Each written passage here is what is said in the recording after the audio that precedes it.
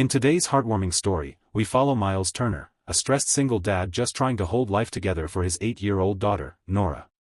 But everything changes the day he opens the wrong door at work, and accidentally walks in on Camille Arden, the icy, brilliant CEO of SilverStar Tech. What begins as the most embarrassing moment of his career quickly turns into something unexpected. That one mistake flipped his entire world. Miles had survived the last 2 years on caffeine, instincts, and pure determination. Not because he wanted to, oh no, because he had to. Raising his 8-year-old daughter Nora alone was both the hardest and the most beautiful thing he had ever done. His days were a blur of school drop-offs, forgotten lunchboxes, spilled cereal, and running late to work at SilverStar Tech, one of the fastest-growing companies in Easton City. He wasn't perfect, but he tried. And honestly, most days, trying felt like enough.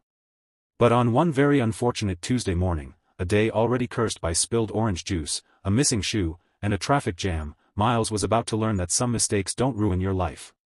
Some open brand new doors. Tuesdays had a special kind of disrespect for Miles. They never went smoothly. Ever. So when he found himself rushing through the polished halls of SilverStar Tech, arms full of documents stacked higher than his dignity, he should have known something was about to go wrong. His supervisor had demanded quarterly reports 5 minutes ago, which technically meant Miles was already late. Very late. He hustled down the hallway, mumbling to himself like a man negotiating with gravity. Don't drop it, just get to room 4B and breathe. He knocked once, barely, and pushed the door open. What he saw made every document slip out of his hands and scatter dramatically across the floor like a snowstorm made of stress. Because it wasn't room 4B. It wasn't a conference room. It wasn't a meeting. And it definitely wasn't empty. Standing inside, mid-buttoning her blouse, was none other than Camille Arden, the CEO of SilverStar Tech. The woman whose face was printed on every leadership poster in the building. Elegant. Untouchable. Known for being sharper than a razor and twice as intimidating. She froze. He froze harder. Her eyes widened. His soul left his body. I am so incredibly sorry. Miles blurted, hands flying everywhere except where they needed to be as he tried to collect the fallen papers. The more he tried to pick them up, the more they slipped from his fingers. Of course they did. Camille blinked, recovering her composure far faster than he did. Mr. Turner, isn't it? Oh great. She knew his name. That made the humiliation 10 times worse. Yes. I thought this was. I didn't mean to. This is. Clearly, she cut in, adjusting her blouse with a calmness he would later swear was supernatural. This is not room 4B. No, it isn't. Definitely not. I'm very aware now. He grabbed a random stack of papers, none of which looked familiar, and backed out of the room like a malfunctioning robot. Then he fled. Not walked. Not stepped. Fled. Down the hallway like a man who had just witnessed something he legally should not have. And for 2 whole days, Miles lived in fear. Was HR going to call? Was security going to escort him out? Was Camille going to fire him publicly with a megaphone? Nothing happened. The silence was almost worse. Friday morning, when he least expected it, Camille's assistant appeared beside his cubicle, quietly, like a ghost hired specifically to deliver bad news. Mr. Turner, she said with a professional smile, Ms. Arden would like to see you in her office. He swallowed so hard it felt like he swallowed his entire future. Oh, okay. Of course. Yes. Sure. Why not? Great. He stood, followed her, and mentally rehearsed how to explain to Nora that Daddy had lost his job because he didn't understand basic door numbers. Camille's office overlooked the entire city, floor-to-ceiling windows, clean lines, expensive furniture. She stood near the glass, arms relaxed, expression unreadable. Relax, Miles, she said gently. I didn't bring you here to fire you. He exhaled. Loudly. Too loudly. She raised a small amused eyebrow. In fact, she continued, I wanted to talk to you about your proposal from last month, the efficiency model you designed for the data tracking system. He blinked. Wait, you read that? I did. And it's excellent. I'd like you to lead the pilot program. Miles stared at her like she had just spoken in ancient Greek. Are you sure? After Tuesday? Camille gave the smallest smile. Opening the wrong door doesn't erase good work. And besides, she paused, looking straight at him, we'll both pretend that moment never existed. Gladly, he breathed. But as it turned out, neither of them truly forgot it. Something changed after that meeting. Camille began stopping by his desk more often. At first, to discuss the project. Smart questions. Sharp insights. Professional conversations. But then, she started commenting on the drawings pinned to his monitor, drawings Nora had made of unicorns, robots, and suspiciously round cats. Your daughter drew these? Camille asked one afternoon. Miles nodded proudly. Yeah. She's kind of my whole world. Unexpected softness flickered across the CEO's face. Camille also started asking how he balanced everything, work, parenting, exhaustion, like she genuinely wanted to understand.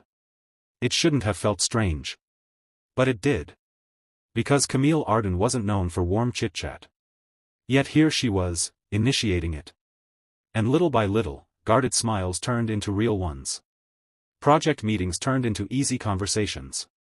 The Ice Queen of SilverStar Tech slowly became human in front of him. Things were changing. Neither of them said it out loud. But they felt it. The shift became undeniable one chaotic afternoon. Miles was in Camille's office, reviewing data charts, when his phone buzzed violently. Nora, calling. He answered immediately, because when your kid calls unexpectedly, panic is automatic. Her small voice trembled. Dad, they changed the time for my after-school program. Miss Tina can't pick me up. I'm scared. Can you come? Miles's heart cracked in one clean line. I'll be right there, he promised. Give me 5 minutes. He grabbed his bag and began stuffing papers inside without aim or strategy. I'm so sorry, he told Camille. I have to run. I know we're in the middle of something important, but...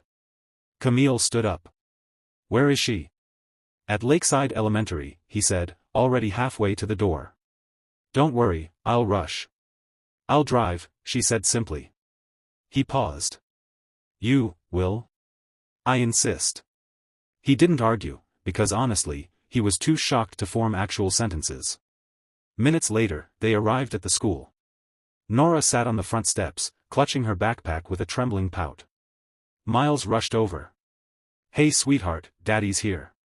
But Nora's eyes lit up when she noticed Camille behind him.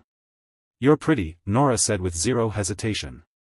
Camille laughed softly. Thank you. I like your unicorn shirt.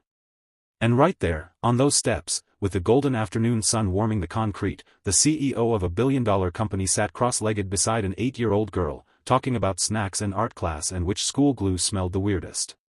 Miles watched them. Something inside him shifted. Big.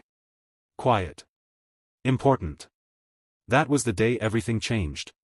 After that afternoon, a new rhythm formed, one that felt easy, natural, and strangely comforting. Camille started inviting him to lunch whenever they had project updates. Not stiff business lunches, but real ones. Casual conversations. Shared jokes. Occasional teasing.